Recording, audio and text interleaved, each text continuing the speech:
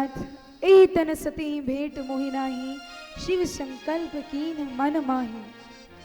और ऐसा संकल्प लेकर भगवान भोलेनाथ कैलाश की ओर बढ़े और भगवान भोलेनाथ और सती जी आनंद पूर्वक जा रहे थे कि इतने में आकाशवाणी हुई कि वाह भोलेनाथ, क्या प्रतिज्ञा की है, भगवान के प्रति इतना प्रेम, असपन तुम बिन करही को आना, राम भगति समरथ भगवाना। आपके जैसी प्रतिज्ञा, आपके जैसा त्याग प्रभु के लिए कौन कर सकता है।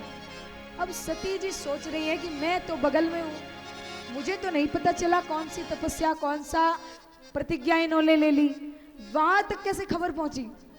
और ये देवता, जितने भी कांड हुए इन्हीं देवता की वजह से, क्योंकि देवताओं पे संकट आया, ये किसी के पास गए, उनका उद्धार करने के चक्कर में भगवान ने उतार लिया, तो देवता ही मुख्य कारण रहे।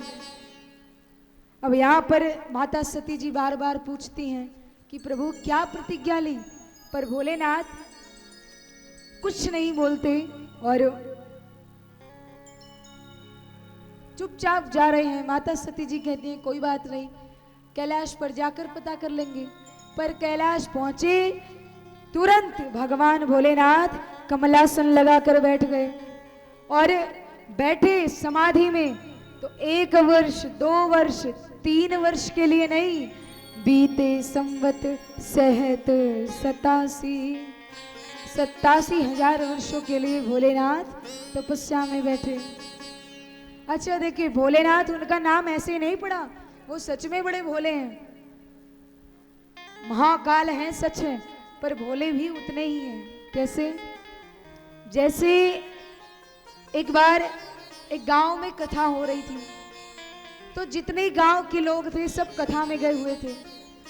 अब कथा चल रही है और उतने में ही उसी गांव में एक चोर आ गया।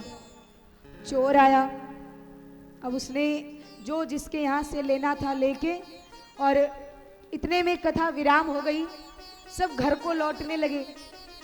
अब चोर को लगा सब वापस घर आ रहे हैं, तो चोर भागा।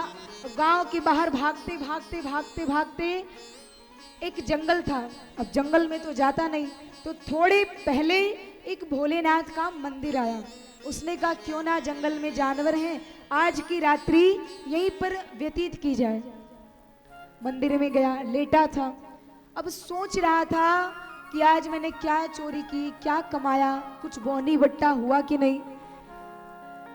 यही सब सोचते सोचते उसकी नजर भगवान शिवलिंग था, उस शिवलिंग के ऊपर घंटा बंधा हुआ था, तो उसकी नजर घंटे के ऊपर गई। अब उसने सोचा कि आज कुछ खास कमाई तो हुई नहीं, तो क्यों ना आज ये घंटा ही ले चले, अच्छी खासी इनकम हो जाएगी। अब वो बेचारा टेबल कुर्सी ढूंढने लगा कि कहीं से तो चढ़े, उतना ऊपर बंधा था। अब मंदिर में कहाँ टेबल कुर्सी, कुछ मिला ही नहीं।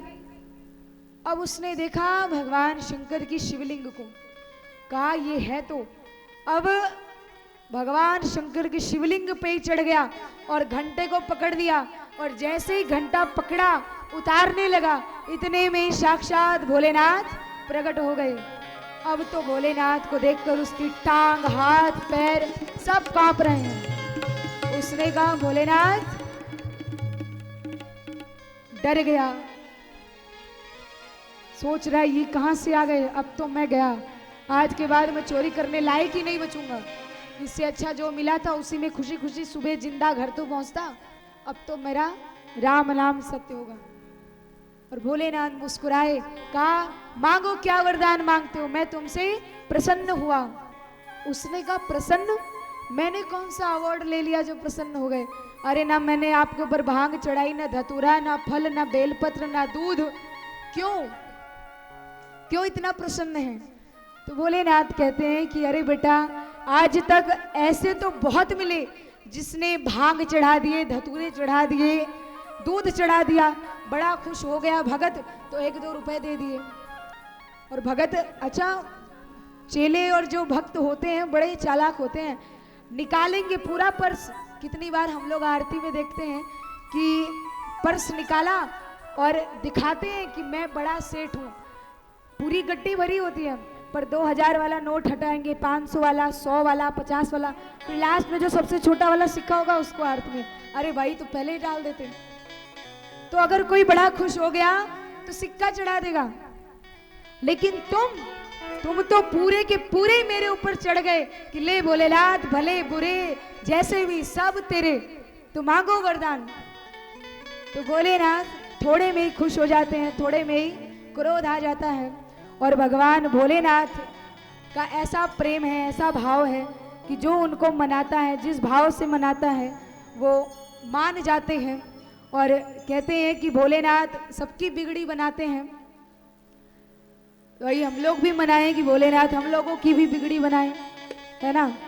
और देखिए राम कथा जहाँ होती है, एक ही जगह नहीं, इसी समय पर, इसी क्षण, यही नहीं कम से कम हजारों जगह राम कथा हो रही होगी।